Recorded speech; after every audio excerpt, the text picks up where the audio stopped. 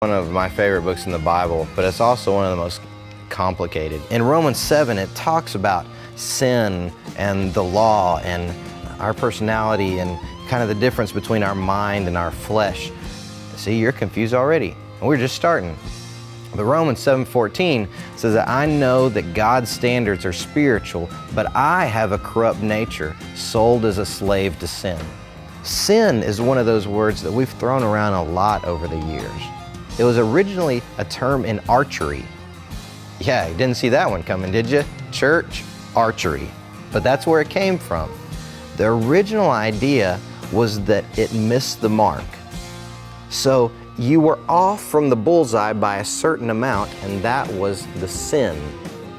And that's what it still means today, is that God is holy and God is perfect, and our sin is what is not perfect and not holy about us. Paul understood that somehow his flesh, his earthly person, was enslaved to sin. Most of the time, the way you choose not to be a slave is to not get in the chains in the first place. Because you know once you start it, it's going to be hard to put it down. And I don't know quite why it's like that.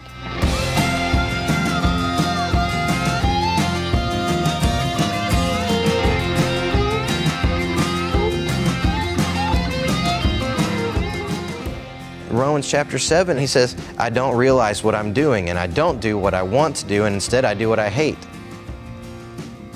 And you kind of wonder if maybe Paul got hit on the head one too many times in prison or something. I don't do what I want to do, but I do what I don't want to do, and I didn't mean to do what I did do, and then I didn't do what I was trying to do, and I'm not sure what I really did at all.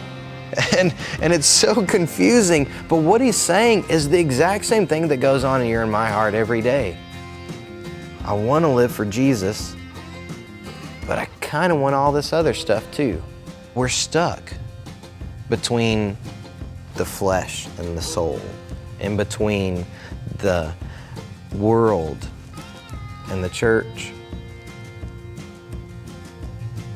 And it's hard to make those two things work together. It's hard to totally devote ourselves in one direction, even when that's what we want to do.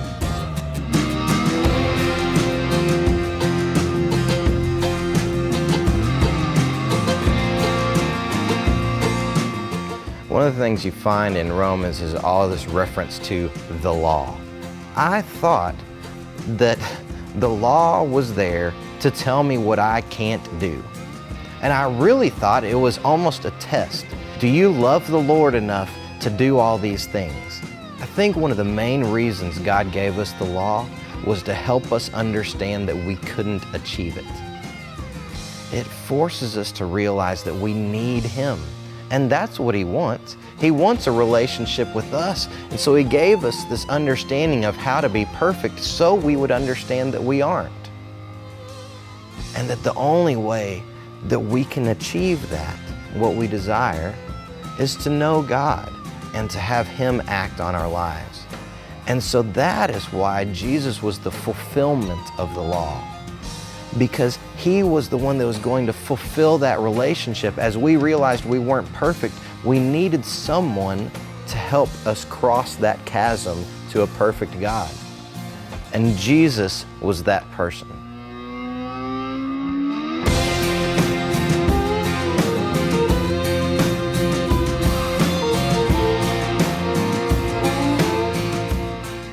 I guess once you realize that Jesus is the fulfillment of the law, then the question is, can we just toss the Old Testament out and just read the New Testament? It makes the Bible a lot shorter, there's a lot less things to understand, and it's a lot easier to carry it around. But that's not true. He didn't replace it. He fulfilled it. Romans 7, a little earlier in verse 7, asks, are Moses' law sinful? But then it says, no, that's unthinkable. You can't even consider that. Because I wouldn't have even recognized sin if the law hadn't shown it to me. If you're a baseball player and you've been struggling, you can't hit for some reason, and somebody steps in, pinch hits for you at the end of a game, hits a home run, wins the game. Are you happy? Yeah, that's great. Does that mean you don't want to be a better baseball player? No, it doesn't. You still want to try, you still want to excel, you still want to get better. And that's, I think, what the law helps us do. It helps you write your course. It helps you be a better baseball player. It helps you be more like Jesus. That's what the law is. It's a guideline. It's an owner's manual to life.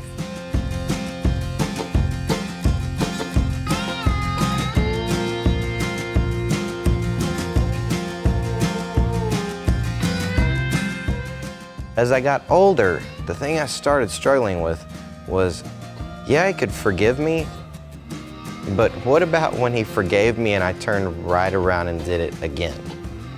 Could he still forgive me? Why would he want to forgive me again? It's not like when God forgave me the first time, he didn't know I was gonna mess up again. God knows everything about us, and he chooses to forgive us. He chose to send his only son to die for us, knowing that we are going to make a mistake and ask for forgiveness and make it again and ask forgiveness and make it again. God knows those things. Does that mean we should just let it go? No, not at all. But what it does mean is that God knew beforehand every single mistake you were going to make, and still thought you were worth sending his son to the cross for. He didn't just die going, hey, this is gonna cover most everybody. He said, the worst things that are coming in the history of mankind, my blood will pay for. And I'm just here to tell you, a lot of people have done a lot of horrible things. And you're probably one of those people, because I am. But the blood of my Christ is more powerful than my mistakes, and it's more powerful than yours.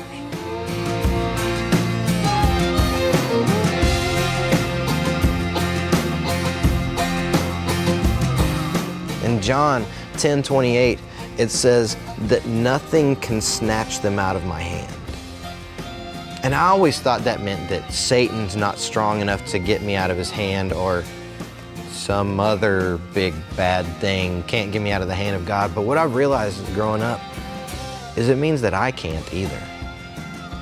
I can't find the mistake that's bad enough to snatch me out of the hand of God. He's got a hold, and he will continue to have a hold, and he's not going to let go.